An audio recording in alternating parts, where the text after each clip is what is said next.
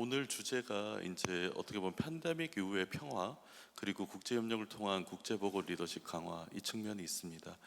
그랬을 때 저희는 질문을 던져봐야 되는 거는 이제 팬데믹은 한번 지나갔잖아요. 그리고 우리 모두가 경험했던 가장 큰 글로벌 위기, 한국에 왔던 위기는 이제 팬데믹이었는데 그게 지나가고 나서 많은 토론들이 있었습니다. 이 팬데믹이 우리에게 무엇을 남겼나?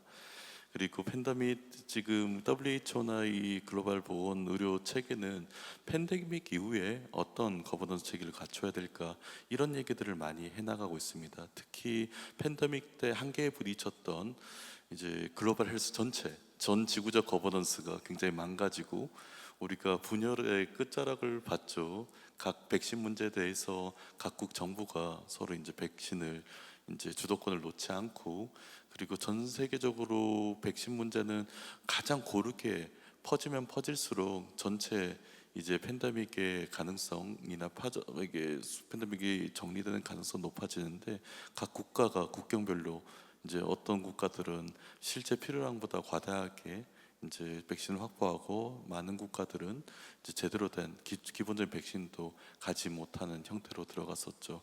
그랬을 때 전체 글로벌 헬스의 문제는 이제 전체 글로벌 단위에서 작동하는 모델들이 있을까? 혹은 반대 차원에서 이 리저널한 단위에서 이제 동아시아면 동아시아, 유럽은 유럽, 그 아프리카도 아프리카 전체가 아니고 남동 아프리카 지역, 서아프리카 지역 이렇게 나누어 가지고 지역의 보건안보 체계를 구성해야 되지 않을까, 이런 논의들로 들어갔습니다. 이게 팬데믹이 우리에게 주었던 것은 극심한 분열이 어떻게 우리 지구 전체를 위기로 몰아가는가, 그리고 이 분열된 사회 체제, 그 국가 체제에도 불구하고 이 코로나라는 바이러스든 마음대로 국경을 넘어 다니니까 이 안에서 우리가 어떻게 생존할 수 있을까, 이런 질문이었습니다. 근데 지금은 우리가 질문을 조금 더 확장하고 이 질문을 좀 더 미래적으로 돌려봐야 될 것 같아요. 그러면 지금과 앞으로 미래 닥칠 위기들은 어떤 위기일까? 그게 더 중요하잖아요. 과거에 있었던 우리가 보건의료 위기가 똑같이 반복되기보다 아마 코로나를 많은 분들이 예상하지 못했던 것처럼 앞으로 올 미래들은 우리가 이해하기가 쉽지 않을 수도 있어요, 예측하기가.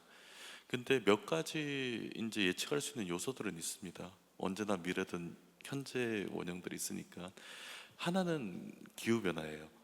이제 기후 변화가 여러분들 생각하시는 것처럼 이제 제주도가 평균 기온이 좀 높아져서 여름이 좀 덥다, 그래서 이제 온열 질환들이 좀 많이 생겨서 우리 건강을 미치고 이 문제가 우리에게 큰 건강에 위협이 된다, 이렇게 생각할 수는 있겠지만, 저는 온열 질환이 아무리 많아진다가 하더라도 한국의 예를 들어서 자살로 인해서 초과 사망하는 사람들보다 숫자보다 많을 수 있을까?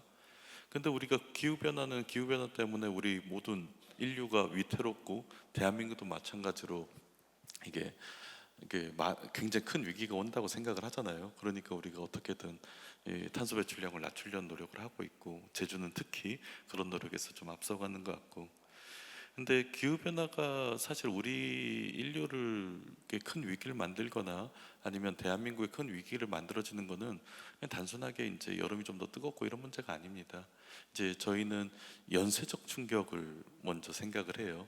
그 연쇄적 충격이라고 하면 기후 변화가 뭐 극단적 기후를 만들어내고 그랬을 때 가장 먼저 영향을 주는 게 식량 생산량에 영향을 주게 됩니다. 그럼 기후 취약국 같은 경우는 뭐 식량 안보 문제가 제대로 만들어져 있지 않잖아요. 그랬을 때 특정 지역에 기근이 오거나 아니면 기근이 오지 않더라도 이제 식량 생산량이 굉장히 들쭉날쭉해서 그 지역에 살고 있던 사람들이 그 지역을 떠나야 된다. 그래서 대량의 이주가 발생하면 예를 들어서 그 지역의 어떻게 보면 경제적 그 안정성들이 무너질 뿐만 아니라 그 지역이 가졌던 묘한 인종 간의 균형들이 깨지게 될 거예요. 그러면 정치적인 안정성들이 굉장히 위태로워지면서 그 지역은 분쟁이나 국소적인 분쟁의 가능성이 굉장히 높아집니다. 그리고 분쟁이 뭐 조금 더 심각한 전쟁의 형태로 만들어지면 그 지역에 있는 의료 시스템, 교육 시스템, 이 모든 게 무너지고 기후 문제에 대해서 훨씬 더 취약한 이제 연쇄 악순환이 발생하게 되는 거죠. 근데 이런 문제가 이 나라뿐만 이게 특정 지역뿐만 아니라 뭐 중동의 상당 부분 혹은 그 뭐 아프리카, 동아프리카 지역의 상당 부분을 강타를 했을 때 그 부분을 우리가 막을 수 있는 시스템이 있을까? 사실 쉽지가 않습니다. 그리고 그렇게 만들어지는 글로벌 사우스, 특히 기후 취약국 전역에서 발생하게 되는 위기들이 2차, 3차 경제적 안보 불안정성을 만들면서 결국 유럽이나 한국 같은 기후에 조금 덜 취약한 국가들도 굉장히 많은 그 시스템이 망가지고 어려워질 거예요. 그런데 우리가 이 기후에 의한 연쇄적 충격이 전 지구적으로 올 거고, 그리고 문제가 되는 거는 우리가 팬데믹 하나로도 그렇게 고통스럽고 그렇게 많은 사람들이 죽어 나갔는데, 그 팬데믹이 다음 팬데믹에 대해서 저희가 100% 예상할 수 있는 거는 이런 기후 위기로 인한 연쇄적 충격과 동시에 오게 됩니다. 그랬을 때 이 팬데믹과 기후 위기가 함께 오게 됐을 때 우리 사회는 그 충격을 이겨낼 수 있을까?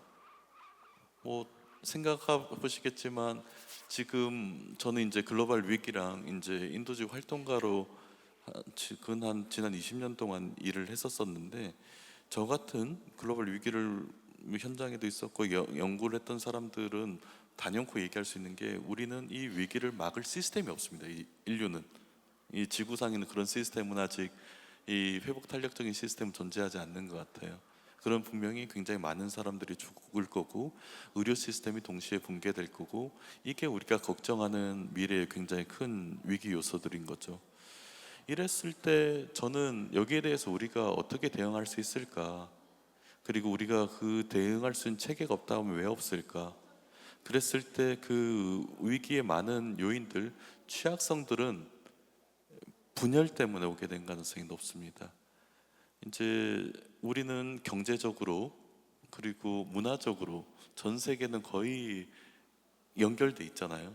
한국이 우리가 특정한 경제적 이득을 만들어 나갈 때 그건 아프리카나 동아시아 지역의 특정한 경제적 서플라이 체인들과 연계돼서 우리가 이제 뭐 경제 활동을 할 수 있게 되는 거고, 그리고 문화적인 것도 지금 한류도 휩쓸고 있고 다른 국가들 연결돼서 우리는 생각보다 많은 연결성들이 만들어져 있습니다. 하지만 우리가 가지고 있는 현대 정치 시스템은 사실상 분열된 정치 시스템입니다. 왜냐하면 국가 단위로 정치 체계가 완결돼 있고 국가와 국가 사이는 주권이라는 형태로 완전히 분리돼 있잖아요. 그러면 이 정치 체계가 만들어진 게 분열돼 있을 때 우리는 정치 시스템만 분열돼 있는 게 아니고 사회 시스템도 분열돼 있습니다. 예를 들어서 보건의료 시스템 같은 경우는 한국과 일본과 중국과 인도네시아와 케냐와 이 모든 국가들이 의료 시스템을 공유하고 있지 않습니다. 의학적인 지식들은 소통하고 약은 어느 나라에서 개발하게 이게 수출입이 되는데, 의료 시스템에서 의사들은 또 수출입되는 것도 아니고 의료 시스템은 각기 고유의 시스템을 가지고 있죠. 그랬을 때 이 유엔 기구들 혹은 다자주의적 플랫폼들이 이런 국가와 정치와 사회 시스템의 분열을 많이 완충해주고 있었습니다. 그래서 인도주의 지원 기관들도 그렇고 WHO 같은 기관들도 국가와 국가 사이의 차이를 넘어서 이제 특정 국가들이 굉장히 열악한 상황으로 빠질 때 그거를 완충하는 효과들이 있었는데, 이게 제대로 작동하고 있을까? 라고 물어보면 또 저 같은 사람은 아니라고 얘기하죠. 단적인 예로 인류의 절반은 아직까지 이 높은 수준의 의료 시스템에도 불구하고 제대로 된 진단과 제대로 된 치료에 접근할 수가 없습니다. 말이 안 되잖아요. 21세기 중간에 의학 지식이 이렇게 고도화되어 있는데 어떻게 그 시스템이 인류의 절반은 닿지 못하고 있을까? 그랬을 때 이런 팬데믹 같이 국경을 넘나드는, 우리 정치와 사회 시스템 분열돼 있지만 이제 바이러스든 자유롭게 넘나드니까, 이런 위기가 왔을 때 우리 현대 정치 시스템, 현대 세계 시스템이 가졌던 취약성이 그대로 드러나게 되는 겁니다. 근데 다시 말씀드리지만 우리가 맞이하게 될 미래는 우리가 겪었던 팬데믹에 더해서 기후 위기로 인한 연쇄적 충격들, 그리고 다른 한편으로는 제가 염려하는 부분은 AI, 굉장히 장밋빛 미래를 가지고 있잖아요. 근데 AI가 우리 고용 시장, 노동 시장에 굉장히 심각한 충격을 주게 될 겁니다. 특히 여기 젊은 우리 청년 그룹들이 많은데, 여기 청년 그룹들과 그 아래 우리 지금 학교 다니는, 중고등학교 다니는, 초등학교 다니는 친구들은 아마 가장 큰 피해자가 될 가능성이 커요. 이 전환 과정 안에서. 그랬을 때 결국 세계가 AI로 인해서 고용 없는 생산으로 넘어가게 됐을 때, 우리는 뭐 제조 AI 만들어서 뭐 다크 팩토리 만들고 이제 로봇이 뭔가 다 해준다고 해서 좋아하잖아요. 근데 그 상당수가 사실 노동자들 대체하는 거니까 여러분들의 일자리를 대체하는 과정들이 이어질 겁니다. 그랬을 때 우리가 가진 경제적 취약성이 AI로 더 탄탄해질까? 한 15년 정도 지나면서, 이 과도기가 지나면, 그 고통의 뭐 북한에서라도 고난의 행군 시절이 지나고 나면 아마 좋은 방향으로 갈 수도 있을 거예요. 근데 다음 15년 정도에 AI가 과연 우리가 경제와 노동 시스템, 여러분들의 일자리를 안정적으로 만들까? 그 반대로 갈 가능성이 큽니다. 그랬을 때 우리가 가진 미래는 굉장히 암울하죠. 그리고 기후변화가 이런 분절의 세계에서 더 분쟁과 전쟁 가능성을 더 높이고, 우리 제주 포럼의 주제인 평화와 반대되는 반평화적인 질서로 나가게 됐을 때, 다른 한편으로는 우리는, 전 세계는 굉장히 열악한 상황으로 빠지게 되고, 또 다른 한쪽으로 AI가 이제 이런 분열과 이제 전쟁에 이미 쓰이고 있잖아요. 그 우크라이나 전쟁뿐만 아니라 이제 수많은 non 스테이트 액터들, 이제 국가 단위 전쟁 말고 반군이라든지 테러리스트 그룹들이 AI를 통해서 뭐 생화학 무기 같은 대량 살상 무기를 확보하는 게 어렵지 않은 시기로 넘어가게 될 겁니다. 그럼 우리가 가진 미래는 현재 그대로, 뭐 미래학자로서, 국회의원이기 전에 미래학자로서 얘기하면, 이대로 진행을 되면 인류는 굉장히 위태로운 시기로 접어들게 될 거고, 그랬을 때 이를 완충할 수 있는 다자주의 질서, 유엔 기구들이 그걸 막을 수 있느냐? 이대로 가게 되면 막을 수 없을 것 같아요. 특히 지금 미국에서 유엔이 가진 다자주의 질서에서 발을 좀 빼고 있고, 유럽은 우크라이나 전쟁 등 내부 위기로 인해서 다자주의 질서에서 이제 어떤 특정 아젠다를 형성할 수 있는 주도권을 상실해 나가고 있습니다. 그랬을 때 우리에게 남은 게 뭔가라고 하면, 일단 다자주의 질서든 혹은 뭐 소다자주의 미니라테럴리즘이라고 부를 수 있는 것은 어떤 방식으로든 회복하는 게 일단은 중요합니다. 그게 이제 그 2차 세계대전 이후에 굉장히 큰 전 세계적 위기를 겪고 만들어진 유엔 시스템인데, 지금 유엔이 위기를 겪고 있다고 쉽게 내버릴 수 있는 게 아니에요.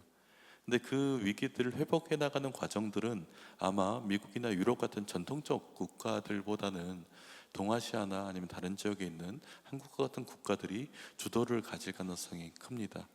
그래서 저희가 제주에서 피스 포럼을 하고 이렇게 넘어가는 과정들이 하나 굉장히 중요한 의미들을 가지고 있고요. 두 번째는, 전지구적인 위기가 왔을 때 우리가 이 위기들에 대해서 회복 탄력적인 시스템을 구축하기 위해서는 무엇이 필요할까? 그럼 마찬가지로 전 지구적인 변화를 일으킬 수 있는 동력에 기대야 됩니다. 전 지구적인 변화를 일으킬 수 있는 동력에 우리가 그걸 활용해서 그 방향을 제대로 틀지 않는다고 하면, 사실 이런 전지구적인 오는 위기는 막을 수 있는 수단들이 별로 없죠. 그래서 저는 뭐 한 20년 정도 이 분야에서 일했는데, 한 10년 정도 일하고 나서 AI로 제 연구 방향과 뭐 정책 방향을 완전히 틀었습니다.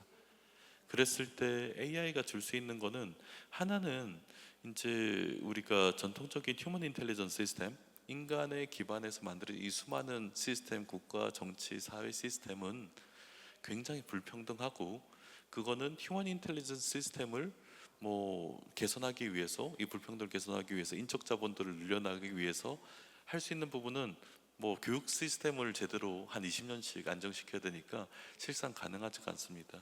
하지만 AI가 오면서 우리는 근본적인 변화를 맞게 되고, 그 휴먼 인텔리전스 시스템이 가졌던 불평등성, 기존의 사회 시스템, 헬스 시스템, 교육 시스템이 가졌던 국가 간의 불평등성이 이 AI라는 새로운 인텔리전스 시스템의 변화로서 전 세계가 한번 이 불평등성을 넘어갈 수 있는 계기가 됩니다.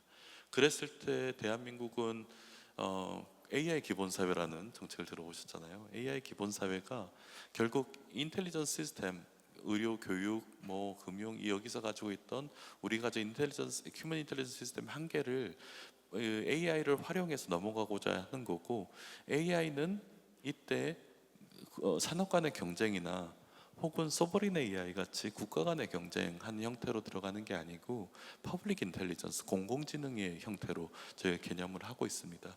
그래서 AI가 국경을 넘어서 혹은 세대를 넘어서 혹은 지역 간의 격차를 넘어서 공공지능으로 활용될 수 있을 때 이제 기후에 관련된 게 격차들 혹은 보건의료 시스템에 대한 격차들, 이런 부분들이 상당 부분 완화될 수 있고, 이 부분들이 결국 기후 취약국 혹은 위기가 먼저 오는 국가들이 적어도 이 위기에서 무너지지 않게 만드는 것들을 의미한다고 생각을 합니다. 원리는 단순해요. 휴먼 인텔리전스가 예를 들어서 보면 격차가 심하다는 거는, 한국은 의사들이 많고 동아프리카나 남아프리카나의 많은 지역들은 의사가 굉장히 적습니다. 그랬을 때 우리가 가진 1차 의료 시스템을 AI와 그 지역에 있는 커뮤니티 헬스 워커들 혹은 간호사와 함께 AI가 협력하게 하고, 그랬을 때 AI가 이제 이 그룹들을, 이런 1차 의료 시스템들을 의사에 준한 진단력과 어떤 처방 능력을 갖게 만든다고 하면 이게 하나의 주요한 예가 될 것 같아요. 그걸 위해서 대한민국은 글로벌 AI 기본 사회라는 축, 그러니까 한국만 AI 기본 사회가 되는 게 아니고 전 세계가 글로벌 AI 기본 사회가 된다는 이전 아젠다를 걸고 대통령께서 해외 순방 때 여러 얘기를 하고 계시고, 다른 한쪽으로는 최근에 글로벌 AI 기본 사회라는 UN 9개 유엔 기구들이 연대체를 한국에 만들기로 했습니다. 그래서 WHO, UNDP, 뭐 유니세프 혹은 유엔 난민기구와 같은 유엔 기구들의 AI 기능들이 한국에 있는 단일 캠퍼스에서 협력하는 캠퍼스를 구성을 하게 되고, 거기에 대한 합의는 이미 만들어져서 27년에 이제 가동하는 준비를 해나가고 있습니다. 아직 지역은 안 정해졌어요. 제주가 될지 경기가 될지 인천이 될지는 모르겠지만, 제주의 새 당선인 분도 이걸 제주 유치하겠다고 했는데, 이런 식의 새로운 형태의 다자 협력 플랫폼, 그것도 AI를 공공지능으로 이용을 해서 글로벌 이제 다중 위기, 다중 복합 위기들을 만들려는 노력들을 한다는 계획들을 가지고 있습니다. 그게 아마 한국이 이런 국제사회에 협력할 수 있는 길인 것 같고, 새로운 글로벌 보건 리더십의 한 축으로 의료 시스템을 강화시키고, 또 교육 문제를 강화시키고, 그리고 기후의 회복 탄력적인 시스템을 강화하는 이런 단계로 접어들지 않을까라는 생각이 듭니다. 그래서 마지막으로 드리고 싶은 말씀은, 이 팬데믹을 겪었을 때 이 위기가 앞으로는 어떻게 변형돼서 올지에 대해서 생각하시고, 현재 우리가 가진 시스템으로 그대로 가게 된다고 하면 여러분 세대는 미래가 없다는 거, 그렇기 때문에 이 질문들을 머릿속에 놓고 우리가 할 수 있는 노력들을 해나가고, 그게 AI와 같은 글로벌 전환들을 만들어 놓는 계기들을 적극적으로 활용해서 우리가 다자주의의 한 축을 회복시키는 노력을 해야 된다는 그런 생각들을 조금 공유하고 싶었습니다. 감사합니다.